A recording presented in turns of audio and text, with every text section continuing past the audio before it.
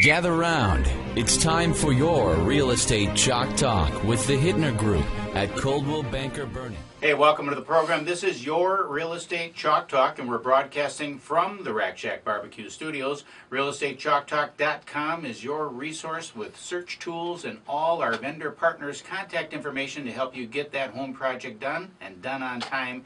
Remember, you can call us directly, 612-627-8000. That's 612-627-8000. We can't help you if you don't call, so give us a call today. I'm Keith Hittner Sr., here with Keith Hittner Jr., and the money man Kelvin Kaemingk is MIA out Christmas shopping. I'm guessing he lost that argument. He's out with the wife. But filling in and keeping us on top of home financing world is Dean Fjeld. Nailed it. Did I? Nailed it? Fjeld? No, there you screwed it up. What? Fjeld. Fjeld, that's what I said. Yeah, and then you said Field. Oh, then I said Fjeld. I think in Okay. Scandinavian Fjeld. country we could pronounce this. Yes, it's big time Scandinavian country here. I got and a little German in my background. Yeah, though. I have that's hard right. time We're a with little that. south I of you want guys. that guttural sound. Anyhow, Dean's got some little known tips and secrets on how to get the best home loan deal. We're excited to hear about those a little bit later. It's holiday season, kids, so remember the Rack Shack Barbecue Catering Hotline. Give them a call. Order your holiday party feast. Feed your guests mouth-watering smoked meats, signature sides and sauces, all at a very low cost per serving. It's easy. Just call Elliot, 612-326-0430, or you know what you could do? It's even easier yet. Just go on to Google and Google BBQ Catering. BBQ Catering. We're going to pop right up on that first page, and you can just click on the catering link on that website, and away you go. And you can fill in the little form there. It'll take you right in there, and Elliot will hook you up. He'll help you create a menu at a price that works within your budget. Remember, Rack Shack Barbecue is America's food, and it is the right thing to do. This week we got a good show. Got Eric Everson coming if he shows up with Action Moving. And we always like talking with Eric because he's always got good stories about the things that What's he hauling? What's Caskets, he hauling? Dinosaurs, Yep. across the seas. What is he doing? What's he up to? Where in the world is Eric Everson? And That's what we're actually wondering right now. Where is Eric? He's not It's here. like, where's Waldo? But he'll be here soon.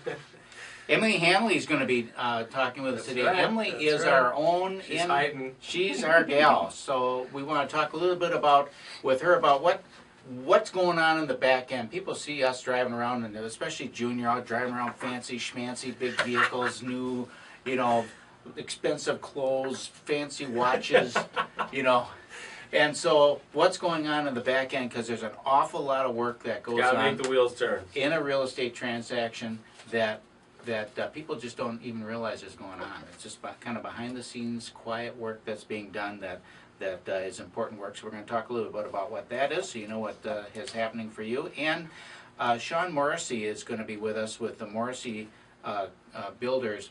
I'm excited to talk to him. I'm really looking forward to talking to him because he's one of the first green builders in the state. And I'm not Green schmeen. I'm not a green guy.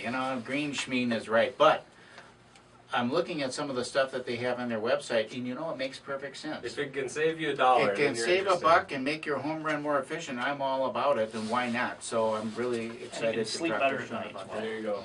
I don't know if I sleep better. Well, I sleep better knowing that my electric bill is going to be lower. There you go.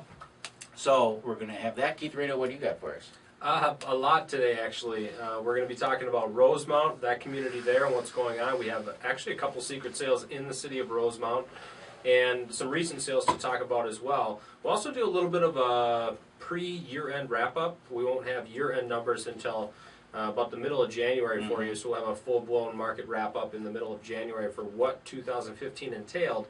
But a little precursor to that, this radio show for you, and that's really it. This is the last radio program that we're going to Last do one of this the year. year. Next week we're going to have a best of, and then the week following that, New Year's, we're going to have a best of. But they'll be Take good. A couple so weeks off. when you're sitting there not having to work and not have to go in the next day, you can listen from cover to cover. There and, you go. Hear the show that you missed last week or the week before. Dean, what do you got for us? Well, I'm sure we can't get through the show without talking about the rate hike on Wednesday. Ah, Oh, yeah. absolutely. Oh, you had to bring that up. Yep. Well, So I think not here's really. where the confusion is. So you're supposed to rub this in, since Calvin's not here, you're supposed to rub I this heard in you took a sucker bet. senior's face. And I think the confusion comes in is, what's it going to do to mortgage interest rates? Are mortgage interest rates going to increase? And the conversation that we've had with Calvin over and over and over is that the pricing that we're seeing right now, they've already taken into account that the Fed is going to hike the Fed rate. And the Fed rate did go up, right? It did, yep. It went up as predicted, a quarter point, and that wasn't, as predicted. A quarter? I can't believe you took that bet. I'm thinking a quarter doesn't From- even count. What did you call him, a soothsayer? Is that No. correct? Who, me? Yeah. Are you looking at me? You called him I was not- Kelvin a soothsayer Play- when play everybody the- and play their the- grandmother knew what was going to happen. Play the already. audio back. No. You'll know I was never involved in any bet. It was So- Keith Henry Hittner Oh, Sr. okay. that is involved in the betting. You know, and I'm I not was, a betting man. I People can't know tell me, you I'm how not a betting disappointed man. I was because what is the date? This is the last week of December or last few days of December. I just about made it through the entire year without making a mistake, and then I blow it in the last There week. it is. You put it on the calendar. I gotta write that one down in my diary. I have Yeah, a couple in my diary that you already made. Oh, Yeah, we can get into a little bit of that, and yeah, it was pretty expected, anticipated. It was mostly priced into the mortgage market. And Yeah. So did you see any type of increase then in the mortgage interest rates? actually, the exact opposite happened. They improved. That day, it was rarefied air because usually the stock market and the mortgage market work in opposition of one another, Sure. and so if one's failing, the other one's doing great. Well, that day, shortly thereafter, stock market went up, Yeah. mhm. and mortgage rates actually nominally improved because I think the equity markets thought, hey, we've got the reins back, and so they got excited, and We gained a couple hundred points, I think, in the market back from the decrease that we've seen. yeah. Because a week ago Friday it crashed. Yeah. I mean, it was down 300 and change. I got a question then, just along those lines. Do you think that this now softens the way for future increases? I mean, so we bumped a little quarter, not much, a little Right. nudge, punch in the ribs, poke in the ribs, and now nothing really much happened. Everyone was kind of applauding it for some reason. I Sure. don't quite understand why you want to applaud it, but they're applauding it, I guess because the market's in tank. So do you think that kind of... Well, it opens the gate, Yeah. certainly, and I think that's what the Fed wanted to do, is they wanted to put that out there, that they want to give control back to the open markets a Mhm. little bit. And I think, when they did that, it was almost like a game of chicken. Are they really going Mhm. to do it? And up Right. until the final hour, a lot of people didn't believe. But unanimous. frankly, yeah, unanimous. Mhm. But the devil's in the details. So, Yeah. you wait until Janet Yellen actually opens her mouth afterwards, and then you read between the lines and you see what was really said in that room. And basically, they're still saying that anything that they do beyond now is data dependent, Mhm. which is her way of saying, and this is why the mortgage market improved and the stock market improved simultaneous, because the open market feels like, oh, we've got control back, Mhm. and the mortgage market's reading between the lines, and they're saying that, you don't really have the control back because we're going to watch all these economic indicators, and if they don't go the way that we like, we're going to stay put here for a while now. So. For the first time in a very long while, the focus has always been on the unemployment rate and other factors. And for the first time this week, there was a very continuous conversation about the labor participation rate and how important that is, and a lot of excuse making I heard on that. And one of the most ridiculous ones, I thought it was ridiculous,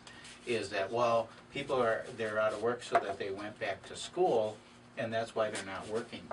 And it was kind of a chicken egg argument as far as I was concerned. It's like, well, the reason that So went like they back- made a conscious decision not to be working. They would prefer to be working, but since there's no job for them, they need to go get re-educated in some other area so they can get back to work. Right, and really what it was is I lost my job. They needed some good. I need something to do. They needed student loan money. I need student loan money, so, and then the other thing that they commented on that I thought was interesting is they said, well, look at the disability, there's so many people on disability now that weren't on disability like in the 60s, in the 70s and the 80s, and so of course that's why the labor participation rate is lower. And again, it's like, well, they went on disability, a lot of them is because they needed money. Mm-hmm. And so they tried to gaming the system to get on disability. Using what to you're get- giving them. Yeah, to get some money. It's like, that's not a good thing. They were pointing to it like it was an explanation for, Well, here's the answer. well, of course, this is why it is, which I thought was pretty sad. It's not. It's an anemic recovery, and But in the state of Minnesota, as far as jobs go, in Minnesota is surprisingly strong in terms of jobs. Now, the jobs that have been taken, again, have been replaced. Ford Motor Company leaves, good, solid union manufacturing jobs, good wages, good benefits, and, they're all making coffee or, doing that now. So that, yeah.